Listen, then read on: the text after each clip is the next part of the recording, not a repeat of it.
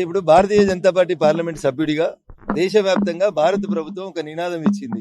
November 7వ తారీఖు వందే మాతర గీతాన్ని రాసినటువంటి సమయం నుంచి ఇప్పటికీ 150 వసంతాలు పూర్తి అవుతుంది. కాబట్టి 150 వసంతాలు పూర్తి అవుతున్న సందర్భంగా దేశవ్యాప్తంగా ఉన్నటువంటి భావి భారత పౌరులందరి లోపల కూడా ఆ రోజు మనమందరం స్వతంత్ర సంగ్రామంలో పాల్గొనలేకపోయినాం, ఇప్పుడు ఆ స్ఫూర్తిని గుర్తు చేసుకుందాం అనేటువంటి ఒక నినాదంతో వందే మాతర గీతాన్ని ప్రతి చోట ప్రతి చౌరస్తాలో కూడా ఆలపిస్తా ఉన్నాం.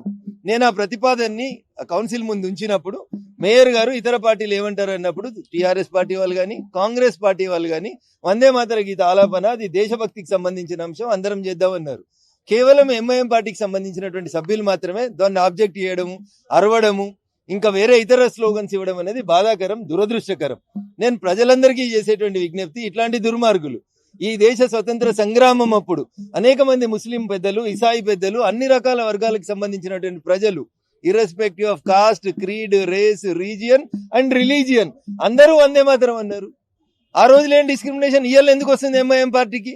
ఇది బాధాకరం, దురదృష్టకరం. ప్రజలు ఆలోచించాలి. ఇట్లాంటి పార్టీల కోట్లేసి జాతీయ గీతాన్ని, దేశభక్తిని పాటించాల్సినటువంటి సందర్భంలో కూడా నిరసన తెలియజేయాలనుకున్నటువంటి మూర్ఖుల్ని ఏం చేయాలనేది ఆ పార్టీ పెద్దలు ఆలోచించుకోవాలి, మేయర్ గారు ఆలోచించుకోవాలి. మీ కార్పొరేటర్లు కూడా పొద్దున ఇక్కడ పెద్ద ఎత్తున నిరసన చేశారు.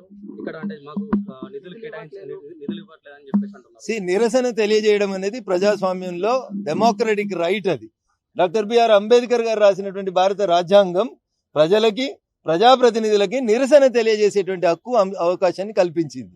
మా కార్పొరేటర్లు నిరసన తెలియజేసింది. మేము గెలిచి సుమారు 4.5 సంవత్సరాలు పూర్తవుతుంది.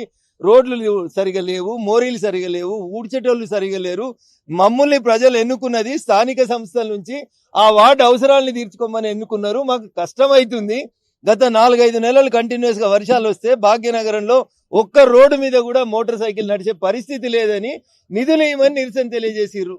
అది దేశద్రోహం కాదు, వాళ్ళ హక్కు. వాళ్ళకి ప్రజలు ఓట్లేసిర్రు, వాళ్ళని కార్పొరేటర్లు గెలిపించిర్రు. వాళ్ళు పొద్దుగలేసి గల్లీలో తిరుగుతుంటాడు, చెత్త ఎట్లుంది చూడు కార్పొరేటర్ సాబని పిలుస్తుర్రు. దానికి సమాధానం చెప్పమని నిరసన తెలియజేసిర్రు.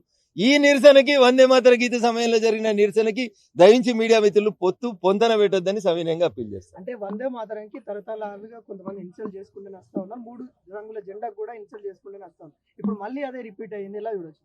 ఇట్లాంటి వాళ్ళ మీద దేశద్రోహం కేసులు పెట్టాల్సిన పరిస్థితి తీసుకురావద్దని నేను వాళ్ళకి అప్పీల్ చేస్తా ఉన్నా. ఎందుకంటే చట్టాలు చాలా పవర్ఫుల్ ఉంటాయి. భారత రాజ్యాంగం, బిఆర్ అంబేద్కర్ గారు రాసిన రాజ్యాంగం చట్టం ముందు అందరూ సమానులే అని చెప్తుంది. నేను మళ్ళీ చెప్తా ఉన్నా, ఇది రాసిన 150 సంవత్సరాల క్రితం, అంటే స్వతంత్రం వచ్చి ఇప్పటికి 75 వసంతాలు పూర్తయితే 1947 కంటే ముందు back you go for 75 years. అప్పుడు మరి ఏ ముస్లిం మత పెద్ద కూడా మేము వందే మాతరం అనము అని చెప్పలేదు. Vande Mataram it was a slogan of independence. నా దేశానికి స్వతంత్రం రావాలంటే, ఐఎమ్ ఎన్ ఇండియన్ అని గర్వంగా చెప్పుకోవాలంటే వందే మాతరం అనుకుంటా పోయిర్రు. ఆ రోజు రాని అభ్యంతరం ఈ ఏళ్ళు ఎందుకు తీసుకొస్తారు? ఈ రోజు రిలీజియన్ కి ఎందుకు కలిపి చూపెడుతున్నారు అనేది మా బాధ. మోడీ గారి ప్రభుత్వంలో 12 సంవత్సరాల్లో మేము ఎప్పుడు చెప్పినా సబ్కా సాత్, సబ్కా వికాస్, సబ్కా విశ్వాస్ అనే నడుస్తా ఉన్నాం మేము. కానీ ఈ కులాన్ని, ఆ మతాన్ని డిస్క్రిమినేట్ చేయమని మేము ఎప్పుడు చెప్పలేదు. మీరు అట్లా చేయడం తప్పు అని నేను చెప్పదలుచుకున్నాను. ప్రజల ముందు చర్చ జరగాలని కోరుకుంటున్నా. అరే జనగణమన వాడడం, జాతీయ జెండా ఎగిరేయం, వందే మాతరాన్ని గౌరవించడం, మరి ఎందుకు రా మీరు ఈ భూమి మీద ఉండు అనేది ప్రజల నుంచి వస్తున్నటువంటి ప్రశ్న. దానికి వాళ్ళే సమాధానం చెప్పాలి. ఆయా రాజకీయ పార్టీలు ఈ రోజు కాకపోతే రేపైనా సమాధానం చెప్పుకోవాల్సినటువంటి పరిస్థితి వస్తుంది. రాబోయే జిహెచ్ఎంసీ ఎన్నికల్లో బీజేపీ పార్టీకి ఏ విధంగా ఉండబోతుంది అనుకుంటున్నారు? అన్న ఇంకా still we have time up to February. Industrial land సంబంధించి జిహెచ్ఎంసీ కేటాయించాలని ప్రధానంగా చర్చ జరిగింది. మీరేమంటారు? చర్చ జిహెచ్ఎంసీ కేటాయించాలని జరగలేదు. జిహెచ్ఎంసీ పరిధిలో ఉన్నటువంటి ప్రభుత్వ భూములు కానీ, లేదా పారిశ్రామిక వాడలకు ఇచ్చినటువంటి భూములు కానీ, పార్కులకు సంబంధించినటువంటి భూములు కానీ ప్రభుత్వం ప్రైవేట్ వ్యక్తులకు కట్టబట్టాలని తీసుకొచ్చినటువంటి జీవో 27 మీద చర్చ జరగాలని మేము కూడా కోరుతా ఉన్నాం. చర్చ జరపకుండా మేయర్ గారు మళ్ళీ సమావేశంలో జరుపుతామని చెప్పి దాన్ని వాయిదా చేసినారు. కానీ దురదృష్టం ఏంటంటే దాంట్లో వారం రోజులలో నోటిఫికేషన్ ఇస్తాం, వారం రోజులలో అప్లై చేయండి, వారం రోజులలో పైసలు కట్టుండ్రి, వారం రోజులలో కబ్జా తీసుకోండి. అంత అయిపోయినాక మేయర్ గారు చర్చ పెడితే బాగుండదు. కాబట్టి వెంటనే 1 week లో అర్జెంట్ గా జీవో 27 మీద చర్చ జరపడానికి మేయర్ గారు చొరవ తీసుకొని చర్చ జరుపుతామని వారు అంగీకరించిండ్రు. కాబట్టి 1 week తర్వాత టెండర్ ప్రాసెస్ పూర్తి అవుతుంది. కాబట్టి అంత అయిపోయినాక ఇక చేసేది ఏముండదు. కాబట్టి ఒక 1 week లోనే ఆ సమావేశాన్ని నిర్వహించి వారేమన్నారు, మా కార్పొరేటర్లకి దాని మీద ఎంత అవగాహన ఉందో నేను చూడాలనుకుంటున్నా అన్నది. తల్లి ఒక 1 week సమయం కార్పొరేటర్లు వాళ్ళ పరిధిలో ఉన్న పార్కులు ఏం పోతున్నాయి, జిహెచ్ఎంసీకి సంబంధించిన ఇతర ఐలా భూములు ఏం పోతున్నాయి అనేది ఒక డీటెయిల్ స్టడీ చేసుకొని వస్తారు. పాసిబిలిటీ ఉంటే వచ్చే సోమవారం డిసెంబర్ 1వ తారీఖు రోజు పెట్టుండ్రి, దాని మీద చర్చ జరుపుండ్రి.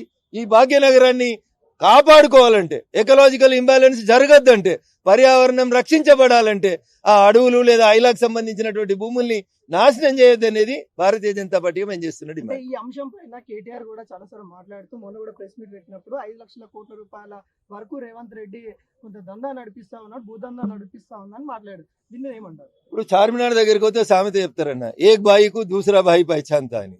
10 ఏళ్ళు వాళ్ళు ఉండి చేసిన పని ఇలా 2 ఏళ్లకు అదే చేస్తున్నారు.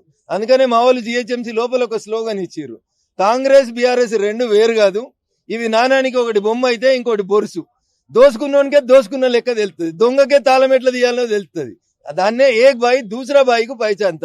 వీళ్ళు అధికారంలో ఉన్నప్పుడు దోషిరు కాబట్టి ఇప్పుడు వచ్చినోడు దొస్తే ఇద్దరు కలిసి మాట్లాడుకుందాం, పంచుకుందాం అని అనుకుంటున్నారు. మేము దానికి పూర్తిగా వ్యతిరేకం GO 27 అనేది మేము మాట్లాడదలుచుకున్నాం. అంటే మీరు ఏమైనా కార్యాచరణ ఉండబోతుందా GO నెంబర్ 27 పైన బీజేపీ తరఫున? అంటే జిహెచ్ఎంసీలో ఒక సమావేశం పెట్టి కార్పొరేటర్లతోటి మేము అందరితోటి అవగాహన తీసుకుంటామని మేయర్ గారు అన్నారు కాబట్టి we will wait for 1 week. ఆ తర్వాత ఖచ్చితంగా మా కార్పొరేటర్లు మేమందరం కలిసి ఒక భవిష్యత్ కార్యాచరణ తీసుకుంటాం. అవసరమైతే న్యాయస్థానాలను కూడా ఆశ్రయిస్తాం. Thank you.